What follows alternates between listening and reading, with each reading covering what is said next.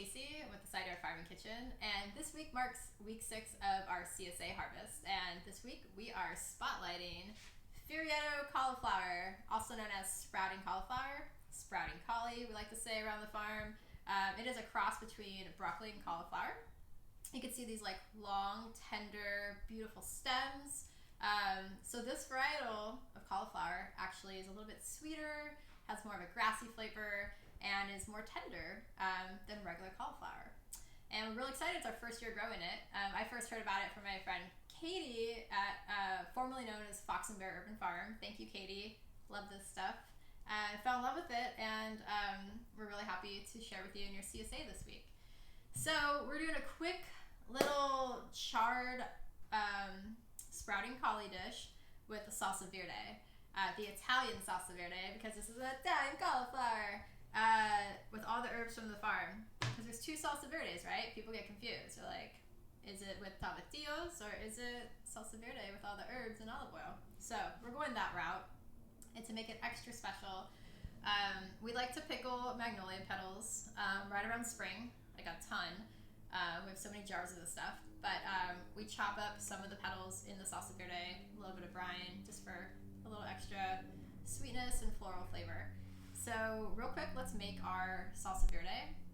We have parsley, which is a cross between parsley and celery, oregano, savory, chives, and Italian parsley.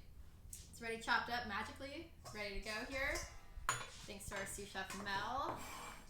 Throw it in the bowl. Little lemon zest. And this is probably gonna make 1.5 to 2 cups.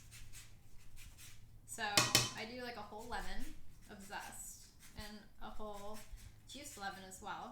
Obviously, if you like more acid, add more lemon juice. The brine from the magnolia petals also adds some acid too, so be aware. Okay.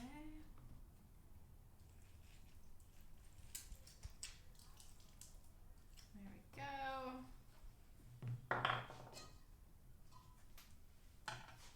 Throw in some of this brine here. I don't know, probably a 1/4 cup. Grabbing some petals, a couple tablespoons. Just gonna chop this up really fast.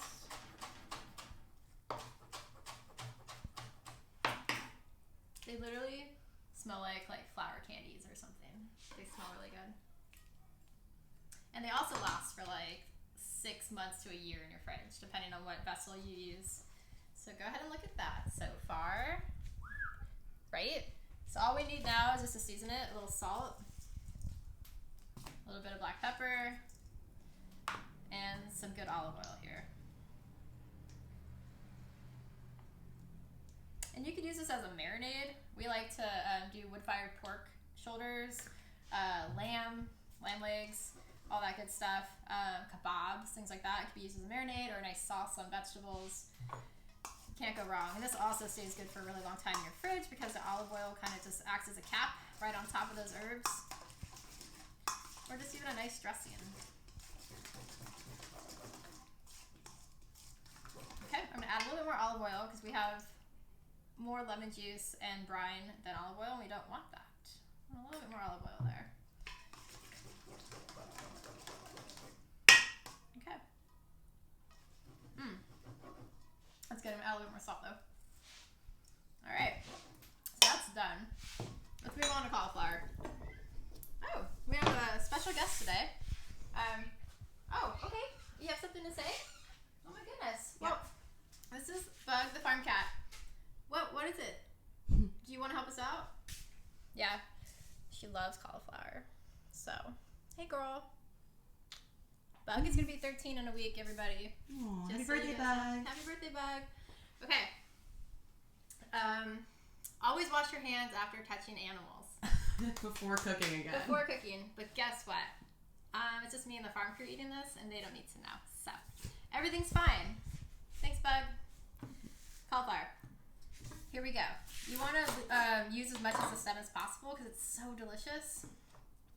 Look at these. And honestly, this is super tender. and it's very sweet.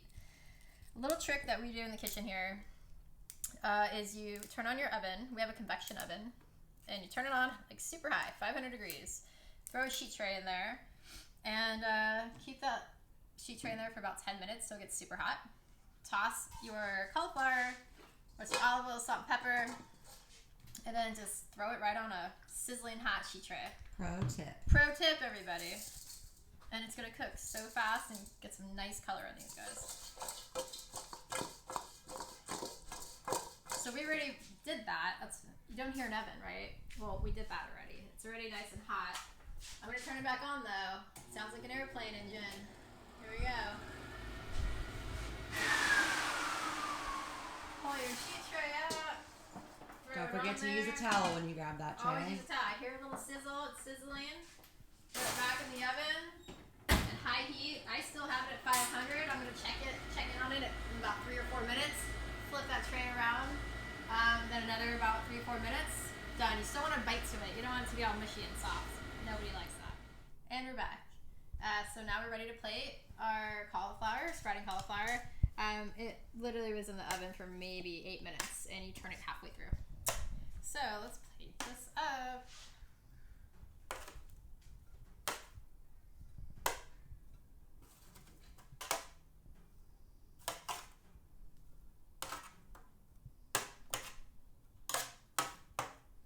All right. And a little bit of our magnolia petals, Salsa Verde over the top. Give it a good stir.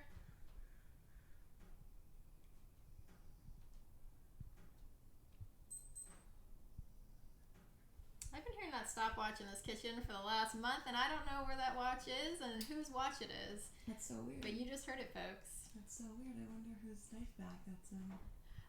Oh, it's a watch in your knife bag. Good to know. My bad. Well, now we know, everybody.